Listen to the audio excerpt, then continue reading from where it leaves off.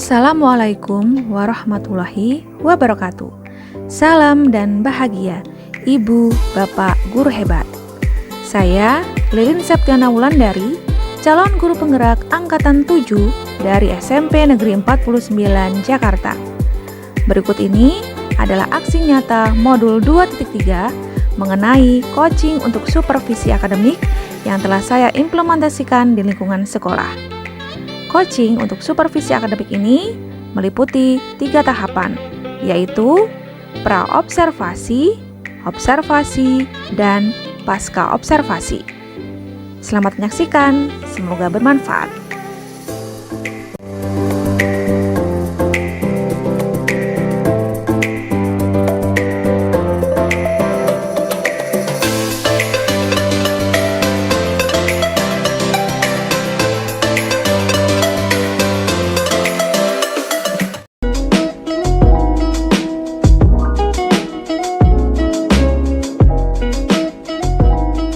Assalamualaikum Pak Oki, selamat pagi.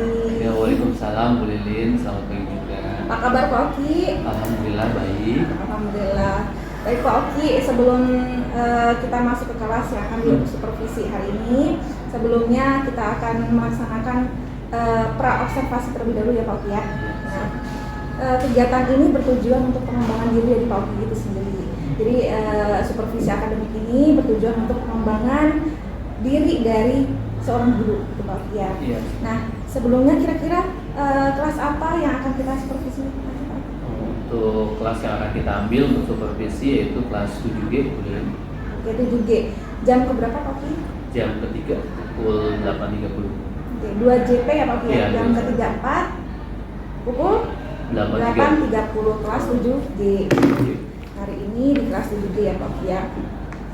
Mata pelajaran PPKN ya Pak Oki ya? Iya. Baik, jadi dari kegiatan observasi ini tujuan pembelajaran apa yang akan Pak Oki laksanakan di kelas nanti? Ya, tujuan pembelajaran yang akan dicapai di kelas yaitu pertama peserta didik mampu mengimplementasikan pertama di lingkungan sekolah terlebih dahulu, kemudian di lingkungan rumah, kemudian mampu mempraktekkan lagi di lingkungan masyarakat berbangsa dan bernegara. Baik, jadi materi besarnya tentang apa Pak Oki? Materi besarnya tentang kerjasama dan gotong royong. Oh, tentang kerjasama dan gotong royong. Nah, kali ini pembelajarannya tujuannya adalah untuk penerapannya Pak Oki, gitu Iya, ya, implementasinya iya. baik di lingkungan keluarga, sekolah, masyarakat maupun bangsa dan negara ya Pak Oki. Iya. Baik. Kemudian apa area pengembangan yang hendak dicapai oleh Pak Oki dalam kegiatan pembelajaran kali ini? Ya, area pengembangan yang ingin dicapai pada saat ini yaitu peserta didik mampu bernalar kritis, kemudian untuk bernalar kritis untuk menyelesaikan sebuah problem masalah atau studi kasus dalam kerjasama dan gotong royong. Oke, jadi Pak Oki mengembangkan studi kasus itu sendiri ya Pak Oki ya? Iya. Di kelas supaya siswanya lebih aktif ya, pertama lebih aktif, kemudian juga di situ sesuai dengan profil pelajaran juga ya Bu Lilin ya, bisa bergotong royong, bernalar kritis dan mandiri. Jadi Pak Oki juga ingin menumbuhkan nilai dari dimensi profil pelajar Pancasila Pak Oki. Iya, Ya, lebih tepatnya. bernalar kritis, Mandiri dan gotong royong. Ya. Ya. Bagus sekali Pak Oki. Kemudian apa strategi yang dipersiapkan Pak Oki? Strategi pembelajaran yaitu cooperative learning dan student activity atau active learning lebih tepatnya. Jadi di situ siswa kerjasama tim atau berdiskusi ya untuk menimbulkan kolaborasi antara peserta didik dengan beraneka ragam skill atau kemampuan. Oke, luar biasa. Jadi tadi Pak Oki strateginya salah satunya memakai model pembelajaran cooperative learning ya. Jadi Iya. tadi Pak Oki juga sudah sampaikan ingin di kelas dengan melaksanakan diskusi kelompok gitu Pak Oki ya. Iya, Bersama menumbuhkan kolaborasi antar siswa gitu Pak Oki ya. Baik. Kemudian apa harapan Pak Oki dalam kegiatan observasi ini? Ya, yang jelas harapan terbesar pertama kalau di lingkungan sekolah dia mampu mengimplementasikannya di lingkungan sekolah dalam lingkungan pergaulan dengan teman-temannya. Kemudian yang lebih arah yang lebih luas yaitu mereka mampu mempraktekkan atau mengimplementasikannya nanti di dunia nyata ketika mereka dewasa, baik itu sudah dewasa atau besar, bisa diterapkan di lingkungan masyarakat berbangsa dan bernegara. Oke, Oke. Jadi intinya manfaat tadi Iya, manfaat dari pembelajaran. Manfaat dari pembelajaran ini yaitu mereka bisa menerapkan ya Pak, menerapkan dalam Iya. kehidupan nanti bermasyarakat itu Pak ya, luar biasa. Nanti sekali lagi mohon izin Pak Uki ya, saya masuk membersamai pembelajaran Pak Uki di kelas juga Pak Uki ya, nanti Yeah. jam 8.30 Pak Uki ya. Baik, mungkin cukup untuk pra-observasi kali ini. Semoga nanti kegiatan kita di observasi dalam rangka supervisi akademik dapat berjalan lancar sesuai dengan apa yang sudah Pak Uki rencanakan. Gitu ya Pak Uki ya? Iya, siap. Baik, selamat pagi. Assalamualaikum warahmatullahi wabarakatuh. Waalaikumsalam warahmatullahi wabarakatuh.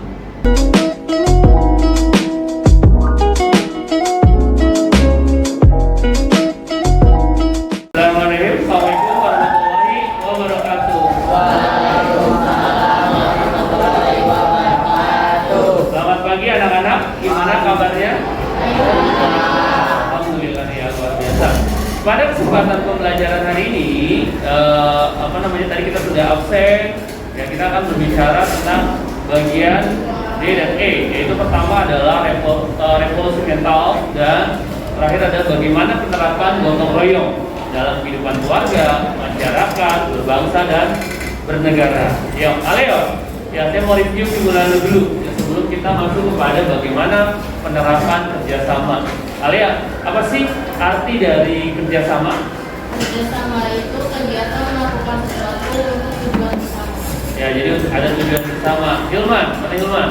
Gotong royong. Gotong royong itu apa Hilman? Kegiatan yang dilakukan oleh diri satu orang yang saling membantu untuk mencapai tujuan. Tujuan bersama ya, sama intinya hampir antara kerjasama dan gotong royong memiliki tujuan bersama. Beri tepuk tangan loh untuk kita semua. Yang kita bahas tentang gotong royong. Nanti konsep gotong royong sudah paham ya, apalagi dengan macam-macam gotong royong di berbagai daerah. Ya, sebenarnya di sini saya ingin menjelaskan bagaimana pembelajaran hari ini. Pertama, tujuan pembelajaran hari ini kita harus tahu pengertian dari si revolusi mental. Yang kedua, bagaimana kalian harus bisa menerapkan dalam kehidupan sehari-hari tentang penerapan gotong royong dalam kehidupan di rumah, bermasyarakat, berbangsa dan bernegara. Itu yang penting. Ya, nanti kalian bisa terapkan nih. Ya, di lingkungan sekolah seperti apa, di rumah seperti apa. Ya, itu pertama kita perhatikan dulu. Sebenarnya banyak sih video tentang, ini video kita lihat. Mudah-mudahan ini bisa oke, ini sama sih videonya. Nanti kalian langsung berpendapat ya, perhatikan dulu videonya.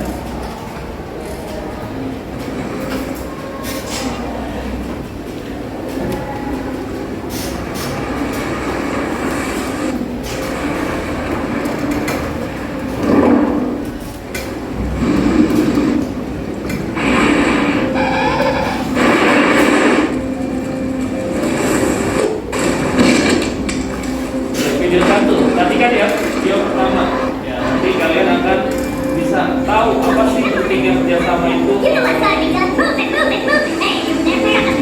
Hey, you're calling me hot.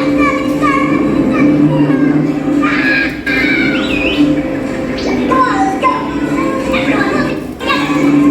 We gotta stretch to our hands. You. Hey, here we go.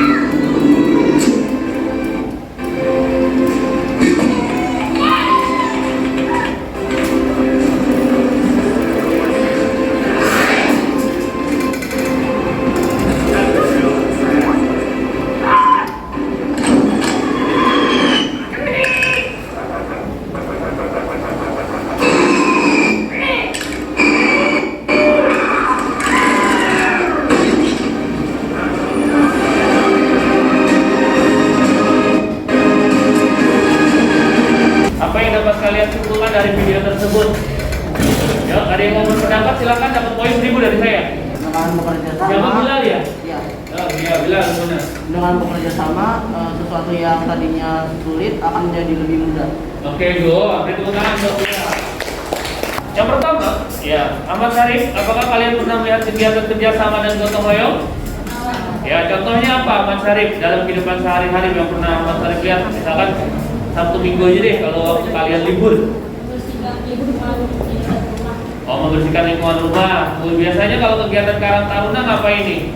Ayo, ada yang berpendapat? Bersihin buat rumah ya, kegiatan jumantik dan lain sebagainya. Banyak hal ya di dalam kehidupan sehari-hari. Yang kedua, saya tanya lagi, apakah kalian pernah melakukan kegiatan kerjasama dan gotong royong? Yang pernah? Ya, piket di kelas, benar, bisa di kelas. Kalau di lingkungan sekali piket apa aja kalau di kelas? Ada yang mau berpendapat lagi? Ya, nggak usah malu-malu.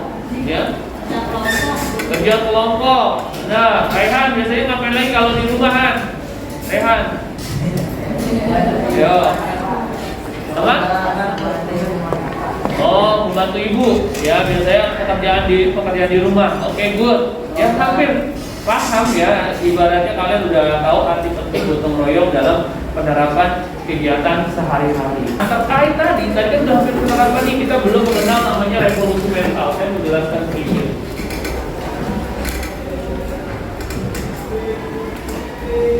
Nah, revolusi mental. Sering dengar kan kata revolusi, jangan hanya mahasiswa aja, revolusi sampai mati. Nah, itu jangan pernah mendengar kata-kata seperti itu saja. Revolusi mental. Ya, kata-kata itu pernah diungkapkan oleh presiden pertama kita, siapa? I.R. Soekarno. Dia mengungkapkan bahwa dalam pidatonya di tanggal berapa? 17 Agustus tahun 56. Nah, dia sering berbicara revolusi. Ya, revolusi apa sih? Artinya tahu? Depannya Rehan siapa namanya? Ya, silakan berpendapat. Tentang revolusi apa sih sebenarnya? Perubahan apa? Ya, revolusi. Revolusi mental adalah suatu gerakan untuk memulai manusia Indonesia agar menjadi manusia baru yang berhati putih, berkemauan gajah, bersemangat elang Raja Wali, berjiwa api yang menyala-nyala. Intinya ada perubahan nggak dari kata revolusi? Iya, perubahan. Ya. Dari arah yang tidak baik menjadi baik, yaitu perubahan. Misalnya kalian malas nih sekarang, lebih semangat lagi belajarnya. Apa yang dapat kalian amati gambar pertama nih? Yang atas, orang yang ngapain asal mana? Ya, gambar pertama ngapain asal? Ya, kayak gotong rumah atau pos apa? Pos ronda. Ya. Sorry. Nah, pos ronda. Itu bentuk kerjasama kan ya, Suah? Ya, good, benar ya, bentuk kerjasama. Kenapa? Karena dia kerjasama untuk menggotong pos keluarga supaya lebih ringan gitu. Oke, good, tepuk tangan. Iya. Oke, dia gambar yang kedua. Nah, ini di bawah ngapain dia? Kerja bakti, Pak. Ya, kerja bakti. Itu biasanya diterapkan di mana itu? Kerja bakti. Tidak hanya di mana itu gambarnya. Kalau tidak apa di mana? Di sekolah, bisa di lingkungan masyarakat, terus di lingkungan rumah bisa, Pak.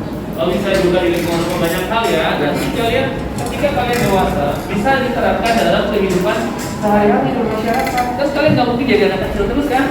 Benar? Iya, pasti akan dewasa, menikah, dan akan bersosialisasi dengan masyarakat. Nah, setelah ini kalian akan berkumpul, saya hitung 10 dengan kelompok yang kemarin ada artikel, kalian harus menemukan sendiri, kemudian presentasi ya. Dikasih waktu sekitar 10 menit, yuk kumpul dan tekan kelompoknya, silakan.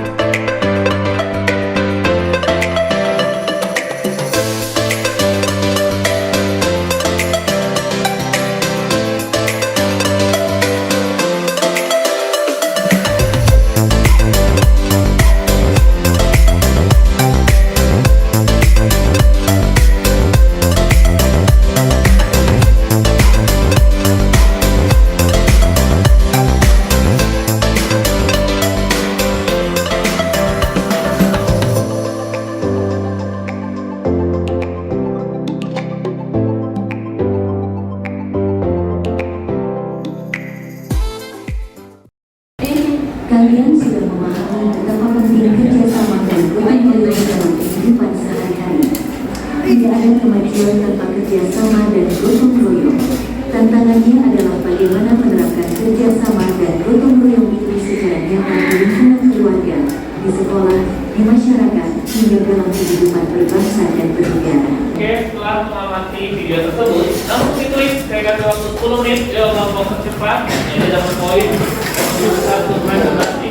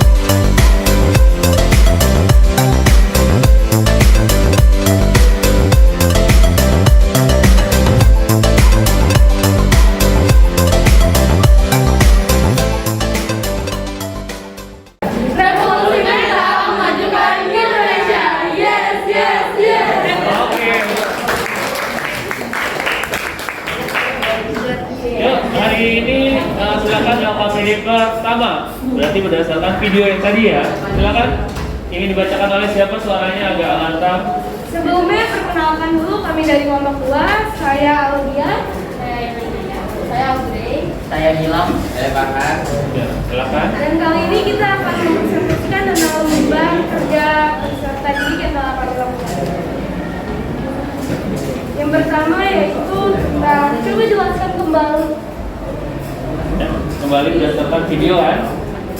Ya, silakan pertanyaannya apa? Coba jelaskan kembali apa yang dimaksud dengan kerjasama dan gotong royong. Menurut kelompok kami, kerjasama adalah kegiatan atau usaha yang dilakukan oleh beberapa orang lebih dari satu untuk mencapai tujuan bersama. Sedangkan untuk gotong royong adalah kerja bersama-sama di sebuah lingkungan untuk mencapai tujuan bersama. Ya. Bersama-sama ini lebih dari 2 orang, jadi seperti lembaga atau organisasi. Oke, benar teman-teman? Oke, betul untuk kelompok. Ya, untuk berikutnya kelompok. Lanjut, masih ada lagi? Oke, ya, selanjutnya, yuk kalian yang menganalisis ya. Lembar kedua ya berarti.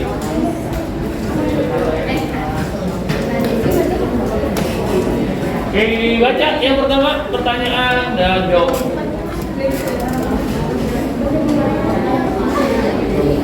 Contoh penerapan bersama dan Oke, dimatikan, didengarkan.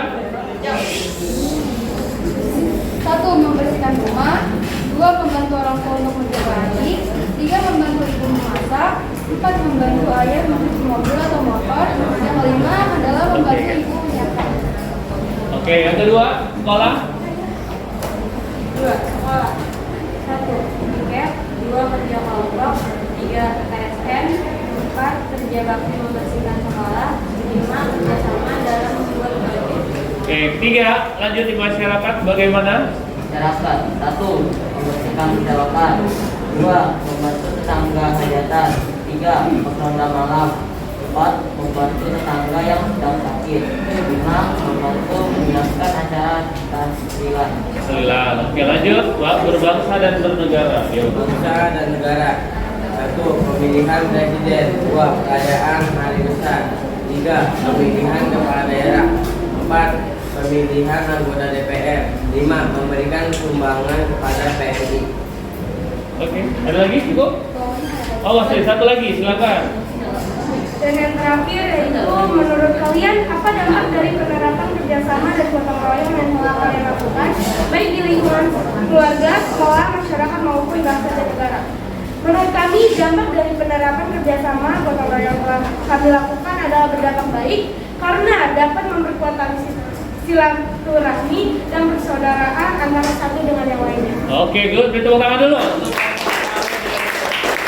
Oke, silakan kalian menanggapi satu kelompok ya tanpa ditunjuk, menanggapi berdasarkan hasil presentasi baik tugas pertama maupun tugas kedua. Akan dapat poin 10.000 dari saya. Silakan mau kelompok Gilman, Alia atau siapa? Saya setuju dengan pendapat kelompok kedua karena dengan kerjasama dan gotong royong kehidupan masyarakat itu akan lebih baik, akan hidup rukun, tentram, dan damai. Tidak adanya perpecahan dan tidak adanya saling cekcok antara satu orang dengan orang yang lainnya. Oke, good. Dan silakan, siapa namanya nih? Sebutkan namanya. Nama saya, menurut saya kerjasama itu memang baik kita semua karena dapat memperringkat pekerjaan dan mencapai tujuan bersama, lalu bisa menyelesaikan masalah dengan cepat. Oke, good. Beri tepuk tangan lagi. Gimana? Silakan ditutup kalau sudah selesai. Mungkin cukup sekian dari kelompok kami. Assalamualaikum warahmatullahi wabarakatuh. Waalaikumsalam warahmatullahi wabarakatuh. Jadi, harmonis, teguh, dan kreatif. Assalamualaikum warahmatullahi wabarakatuh. Waalaikumsalam warahmatullahi wabarakatuh. Kami dari kelompok 4 akan membacakan hasil dari diskusi kelompok kami. Yang pertama, coba jelaskan kembali apakah yang dimaksud dengan kerjasama dan gotong royong. Menurut kelompok kami, kerjasama itu adalah kegiatan yang dilakukan bersama-sama untuk mencapai tujuan bersama. Dan gotong royong adalah kegiatan yang dilakukan bersama masyarakat di sekitar itu. Oke, selanjutnya yang berikutnya boleh gantian. Ya, yang kedua. Satu, keluarga. Satu, membagikan pekerjaan. 5, agar berfungsi. Ya, good. 2, melaksanakan tugas sesuai profesi masing-masing. 3, membantu anggota keluarga lain untuk menyelesaikan tugas di rumah. 4, membangun bersama dengan silaturahmi. 5, membangun keluarga yang berpisahan. Oke, lanjut. Siapa berikutnya? 2. Di sekolah. 1. Bekerja sama untuk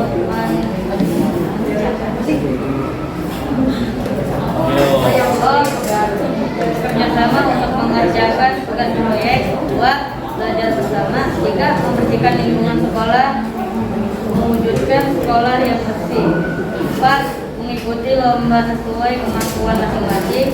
5. Proses belajar mengajar yang dilakukan antara guru dan murid. Oke, benar. Lingkungan masyarakat. 1. Ikut berpartisipasi dalam kegiatan kampung. 2. Membantu tetangga yang memiliki hajat. 3. Membantu tetangga yang sudah terpisah. 4. Bakti sosial. 5. Ikut membantu akan mengembangkan sarana lingkungan. Ya, selanjutnya. Yang kedua, bangsa dan negara. 1. Berpartisipasi dalam pemilihan masyarakat. 2. Berpartisipasi dalam pemilihan presiden dan wakil presiden. 3. Untuk berpartisipasi dalam pembangunan nasional dengan nilai Mas ikut aktif dalam peningkatan kualitas. Lalu terkait apa dampak dari penerapan kerja sama dan gotong royong yang telah kalian lakukan baik di lingkungan keluarga serta masyarakat maupun bangsa dan negara. Kehidupan akan rukun, aman, dan tentram. Masyarakat akan saling membantu satu sama lain. Tidak ada kericuhan, perpecahan, dan lain-lain. Dan dapat memperkuat tali silaturahmi dan persaudaraan. Sekian dari kelompok kami. Wassalamualaikum warahmatullahi wabarakatuh. Tepuk tangan dulu dong. Oke, silakan yang menanggapi. Kelompok Ilman kah, Ahmad Sarif kah, Hatzik? Ya, silakan. Oh ini dari kelompoknya Nabila. Silakan mengomentari. Saya setuju dengan manfaat dan kerjasama yang telah dijelaskan oleh kelompoknya Ali dan kawan-kawan. Karena dengan bekerja sama dan bergotong royong bisa membuat pekerjaan yang dilakukan menjadi lebih ringan dan cepat selesai serta mempererat tali persaudaraan dan silaturahmi. Oke, tepuk tangan positif ya. Tepuk tangan untuk.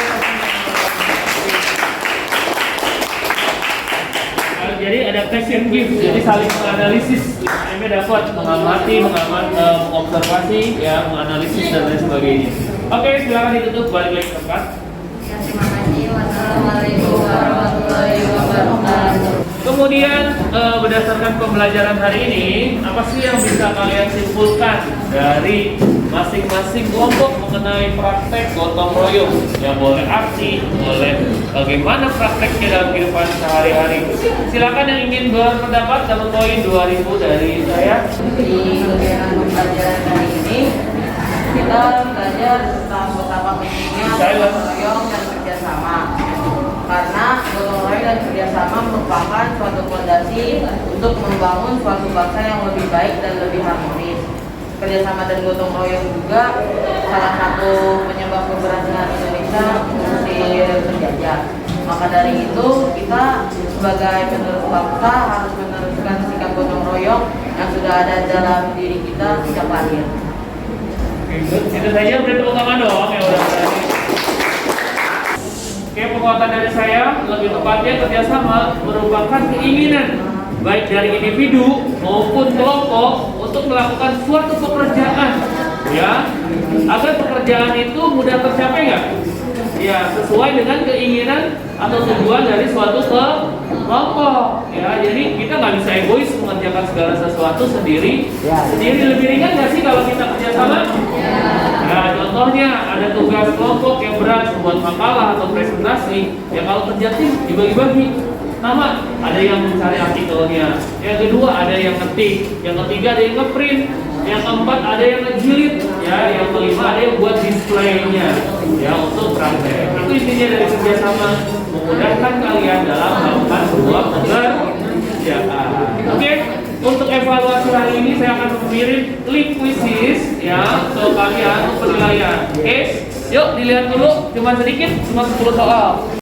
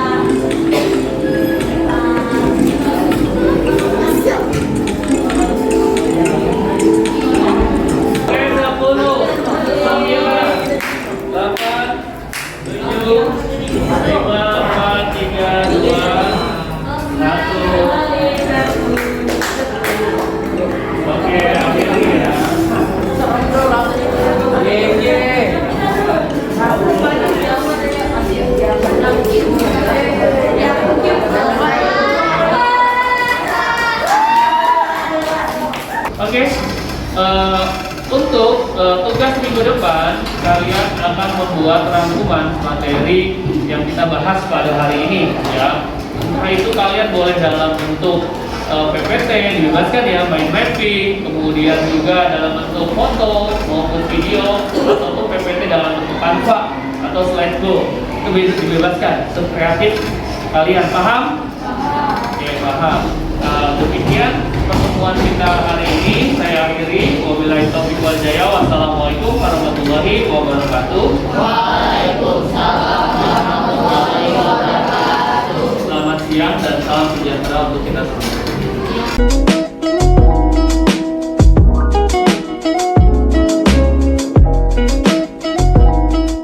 Assalamualaikum warahmatullahi wabarakatuh. Waalaikumsalam warahmatullahi wabarakatuh. Lilin. Selamat siang Pak Uki. Selamat siang Bu. Selamat siang Pak Sunadi. Apa kabarnya hari ini? Alhamdulillah baik. Mohon izin Bapak, saya akan melaksanakan coaching untuk bisa dengan Pak Uki ya. Baik. Alhamdulillah Pak Uki ya, pekan lalu kita sudah melaksanakan praobservasi dan observasi di kelas Bapak ya. Di kelas 7 kemarin ya Bapak ya. Ya, masih Selama 2 jam pelajaran. Baik. Bagaimana mereka perasaan Bapak sudah melaksanakan supervisi akademik dalam pembelajaran di kelas? Ya, alhamdulillah. Pertama senang, kedua masih banyak PR dan evaluasi yang perlu saya perbaiki dalam proses belajar mengajar di kelas, terutama di kelas 9G. Baik, kelas 7G ya? Kelas 7G, mohon maaf. Baik. Jadi perasaan Bapak alhamdulillah sudah lega ya Pak ya? Ya, melaksanakan supervisi akademik kemarin bersama saya. Nanti Bapak ingin melaksanakan evaluasi ya tentang pembelajaran di kelas yang kemarin. Baik. Kemudian permasalahan apa yang kira-kira Bapak alami dalam pembelajaran yang telah dilaksanakan di kelas kemarin? Iya, tadi ada PR yang perlu kita evaluasi atau saya evaluasi sebagai guru PPKN. Yang pertama adalah kemampuan siswa untuk berani bertanya ketika di depan kelas. Ya, karena masalah klasik ini menjadi sangat mendalam ya bagi masalah anak-anak di Indonesia. Bagaimana guru untuk kalau sekarang memantik atau memacu siswa untuk berani bertanya. Yang kedua adalah mereka agak kesulitan untuk menganalisis sebuah masalah atau pertanyaan yang akan mereka buat atau menganalisis sebuah kasus yang sedang dibicarakan, seperti itu. Jadi permasalahan yang telah Bapak hadapi selama pembelajaran kemarin itu yang pertama tadi adalah kemampuan siswa dalam keberanian untuk bertanya ya Pak ya. Jadi anak-anak kurang aktif gitu ya Pak. Kurang aktif ya, gitu. Baik. Kemudian yang kedua adalah kemampuan anak-anak untuk menganalisis suatu permasalahan atau studi kasus yang telah Bapak berikan di LKPD mungkin ya Pak ya. Itu. Nah, itu permasalahannya. Kemudian dari dua permasalahan tersebut kira-kira permasalahan mana yang ingin Bapak selesaikan dulu? Ya, permasalahan yang paling utama yang ingin saya selesaikan yaitu kemampuan siswa untuk bertanya. Karena di usia di kelas 7G terutama anak-anak peralihan dari SD ke SMP memang mereka masih malu dalam artian mereka belum menemukan jati dirinya mau seperti apa untuk presentasi maupun untuk performance di depan umum seperti itu. Jadi permasalahan yang ingin Bapak selesaikan terlebih dahulu adalah permasalahan tentang keberanian anak-anak untuk bertanya mungkin ya, bertanya terus memberikan pendapat gitu ya Pak ya. Baik, selama pembelajaran di kelas. Oke. Kemudian apa yang Bapak harapkan atau apa tujuan dari pertemuan kita hari ini Pak? Ya, tujuan pertemuan hari ini yaitu mencari solusi penyelesaian terhadap kasus peserta didik ketika di dalam kelas dari kegiatan awal pembelajaran sampai dengan penutup. Baik, jadi Bapak ingin mencari solusi dari permasalahan yang telah Bapak hadapi tadi ya Pak ya. Baik, kemudian menurut Bapak apa yang bisa membuat murid Bapak tadi kan ingin murid agar lebih berani untuk bertanya, menyampaikan pendapat gitu ya Pak. Jadi apa yang bisa membuat murid agar lebih berani dan aktif dalam pembelajaran di kelas? Ya, pertama strategi guru ya dalam menerapkan pembelajaran yang menarik yaitu saya ingin mengangkat yaitu yang sedang yaitu PJBL atau Project Based Learning. Walaupun proses ini bisa memakan waktu yang cukup lama sekitar 4-5 minggu, tapi di sini dituntut untuk kolaboratif peserta didik, kemudian kemampuan bernalar kritis ya sesuai dengan profil pelajar Pancasila. Kemudian dia ada mandiri, gotong royong dan lain sebagainya. Itu yang saya harapkan tidak hanya knowledge, pengetahuan, tapi karakter peserta didik juga yang utama kita harus kembangkan seperti itu. Baik, jadi penerapan strategi tadi Iya, Mas, strategi. salah satunya model pembelajaran BJBL ya. Jadi BJBL. strategi yang tepat yang akan diberikan untuk anak-anak selama belajar di kelas gitu ya Pak ya. Baik, kemudian apa kekuatan Bapak dalam mencapai tujuan tersebut? Ya, kekuatan saya yaitu pertama anak di abad 21 ini ya lebih tepatnya harus kita menguasai teknologi ya. Keunggulan saya menguasai teknologi pembelajaran berbasis teknologi. Yang kedua adalah pendekatan bagaimana cara siswa untuk bernalar kritis atau berani untuk bertanya. Itu sih. Baik, luar biasa. Jadi kekuatan Bapak tadi disampaikan bahwa Bapak memiliki keterampilan ya, kompetensi dalam menggunakan aplikasi digital gitu ya, mengerjakan pembelajaran atau media pembelajaran berbasis digital gitu ya Pak. Baik, luar biasa Pak Oki. Kemudian apa rencana Bapak untuk dapat menyelesaikan permasalahan tersebut? Oke, rencana saya sesuai dengan topik kita kemarin tentang kerjasama dan gotong royong. Berarti di situ anak dituntut atau ditantang oleh guru tersebut dengan pertama menentukan kelompok ya. Jadi kelompok ini yaitu bervariasi dengan kemampuan anak, baik itu high, middle, low maupun kita juga kolaborasi dengan anak PDBK ya. Kemudian juga kedua yaitu kemampuan anak untuk bekerja sama dalam tim ya. Kerjasama dalam tim, mereka saya kasih beberapa kasus kerjasama, misalkan kerjasama di lingkungan keluarga seperti apa, nanti mereka akan wawancara, buat kuesioner pertanyaan juga, kemudian juga temanya ada kerjasama di dalam lingkungan masyarakat, kemudian juga kerjasama dalam lingkungan berbangsa dan bernegara. Jadi ada beberapa kelompok yang membuat pertanyaan, kemudian mereka langsung praktik ke masyarakat agar berani untuk wawancara bertanya. Kemudian setelah itu mereka membuat hasil laporan wawancara baik dalam bentuk deskripsi maupun dalam bentuk artikel maupun makalah. Kemudian mereka mempresentasikannya itu tidak hanya PowerPoint, tapi mereka membuat semacam kayak mind mapping yang dibuat dari styrofoam, dari karton. Mereka akan menjelaskan apa itu masalah, kemudian identifikasi masalahnya seperti apa, kemudian mereka harus actionnya seperti apa dan evaluasinya seperti apa. Jadi mereka benar-benar dalam rentang waktu 4-5 minggu mereka bisa menyelesaikan yang diberikan kasus dari saya. Kemudian intinya mereka mempresentasikan ke teman-temannya. Jadi yang lebih banyak aktif, guru hanya memberi komando sekitar arahan sekitar 10 menit atau 15 menit, selebihnya mereka yang saling tanya jawab ketika di kelas. Jadi mereka yang lebih punya peran dibandingkan gurunya.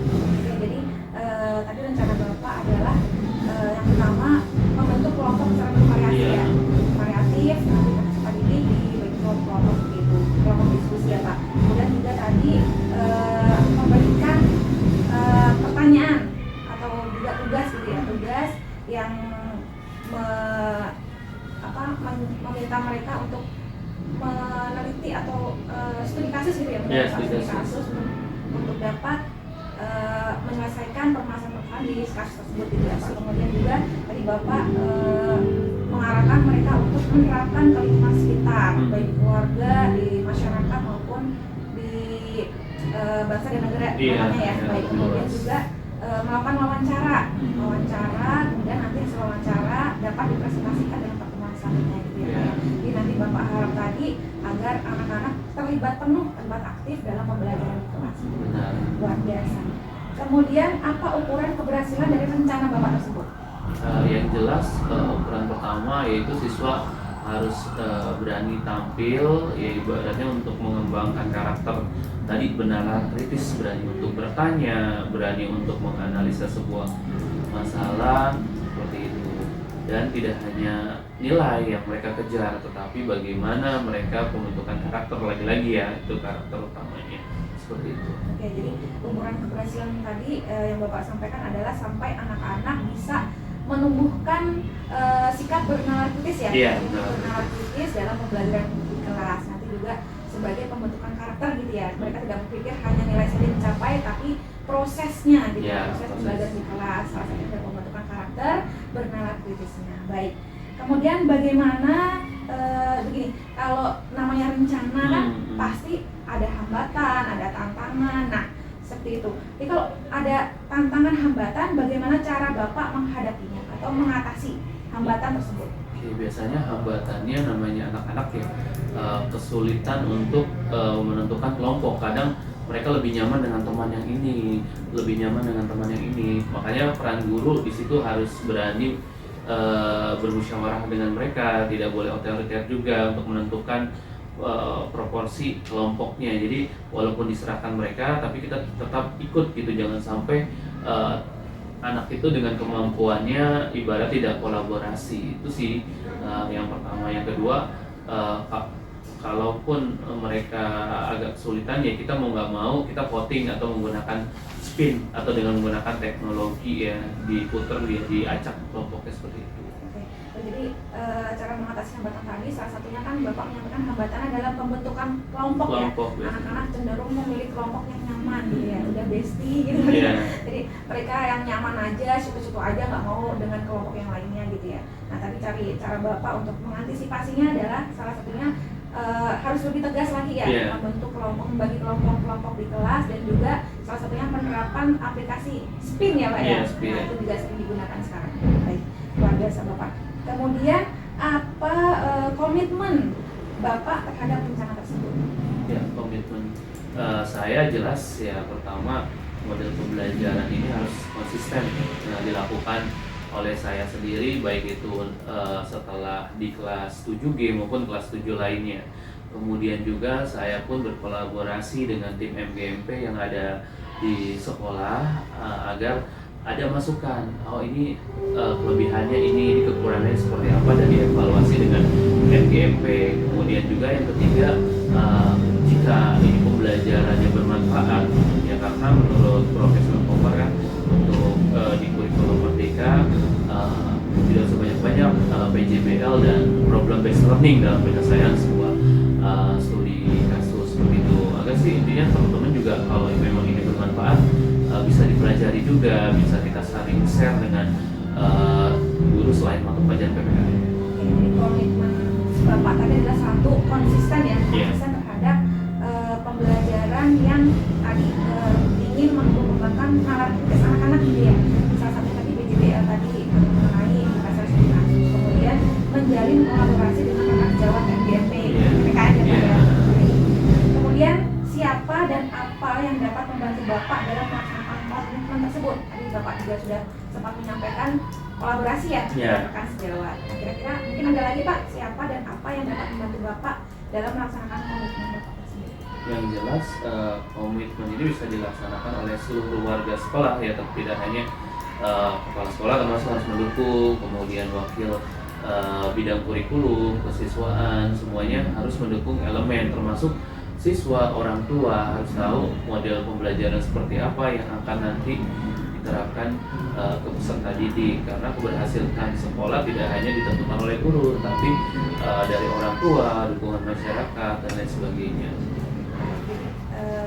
Perannya tadi selain kolaborasi dengan rekan sejawat MGMP, dukungan yang penting juga dari kepala sekolah, dari wakil kurikulum, wakil kesiswaan, orang tua, dan juga masyarakat lainnya ya Pak ya. Baik. Kemudian bagaimana tindak lanjut dari sesi coaching ini Pak? Ya, setelah coaching ini pastinya saya akan langsung menerapkan project based learning. Saya sudah menyusun rencananya dari minggu pertama kegiatannya seperti apa, minggu kedua seperti apa, ketiga seperti apa, sampai dengan anak itu praktek ya di kelas mempresentasikan, kemudian bernalar kritis. Yang utamanya pasti saya akan ada evaluasi. Evaluasinya biasanya saya menggunakan aplikasi pembelajaran berbasis digital dengan menggunakan quizzes misalnya. Jadi anak itu dinilai angka apakah dia naik sebelum, kan saya pasti mengadakan tes di awal, kemudian post test ya. Kemudian mereka juga berani menyimpulkan tentang pembelajaran apa sih yang mereka dapat dari studi kasus ini dengan menggunakan project based learning selama 5 minggu itu. Baik. Jadi tindak lanjutnya dari sesi coaching ini Bapak langsung segera ya mengeksekusi atau istilahnya menerapkan model pembelajaran tadi yang Bapak sampaikan dengan BJBL ya, untuk menemukan penyelesaian masalah yang studi kasus. Kemudian juga melakukan evaluasi agar bisa menentukan model atau strategi yang Bapak terapkan di kelas itu tepat atau tidak menurut gitu ya Pak ya, luar biasa. Baik Bapak, alhamdulillah sesi coaching untuk supervisi akademik pasca observasi sudah berjalan dengan baik, sudah selesai. Terima kasih untuk waktunya. Semoga apa yang Bapak Oki rencanakan untuk memberikan pembelajaran terbaik untuk anak-anak ya dapat terlaksana dengan baik sesuai rencana yang Bapak harapkan. Pak ya, terima kasih untuk waktunya. Bapak terima kasih. Mohon izin. Assalamualaikum warahmatullahi wabarakatuh. Waalaikumsalam warahmatullahi wabarakatuh.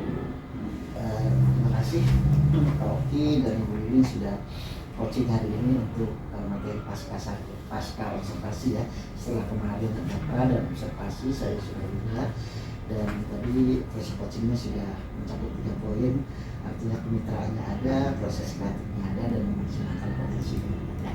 Jadi insya Allah yang sudah Bapak Ibu lakukan dengan proses coaching nanti bisa ditindaklanjuti untuk kegiatan yang lain. Oke, itu aja Pak. Terima kasih Bapak masukan. Sekian, terima kasih. Salam guru penggerak. Guru bergerak, Indonesia maju.